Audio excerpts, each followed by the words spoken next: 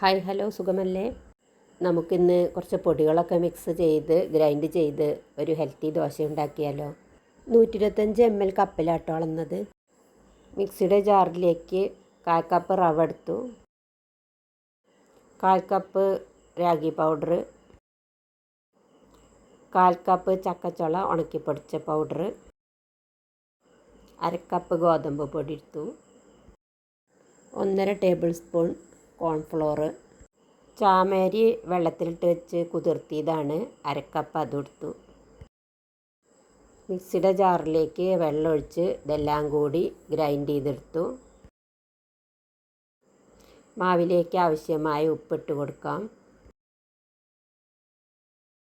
ദോശച്ചട്ടിയിൽ അല്പം എണ്ണ പുരട്ടി കൊടുത്തിട്ടുണ്ട്, ഇരുമ്പിൻ്റെ ആയതുകൊണ്ടാണ് കേട്ടോ. എന്നിട്ട് നമുക്ക് ദോശ ഉണ്ടാക്കി തുടങ്ങാം.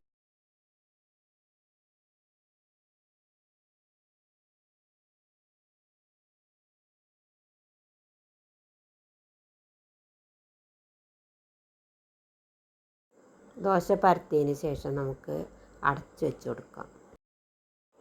ദോശ മറിച്ചിട്ട് നല്ല മൊരിച്ചെടുക്കാം. നിങ്ങൾക്ക് കൂടുതൽ എണ്ണ വേണമെങ്കിൽ മറ്റ് പൊടികളൊക്കെ കുറച്ച് കൂട്ടിയിട്ട് കൊടുത്താലും ദോശപ്പൊടി അത്ര കൂട്ടരുത് കേട്ടോ, അതിൻ്റെ ഒരു ചൊയ ഇങ്ങനെ മുന്നിട്ട് നിൽക്കും.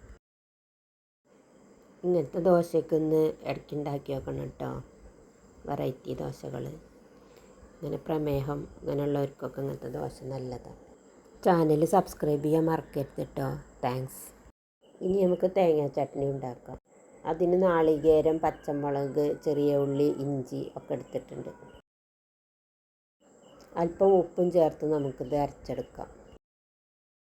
കടുകും കറിവേപ്പിലയും ചുവന്നമുളകും പൊട്ടിച്ച് നമുക്ക് ചട്ടിയിലേക്ക് വറവിടാം.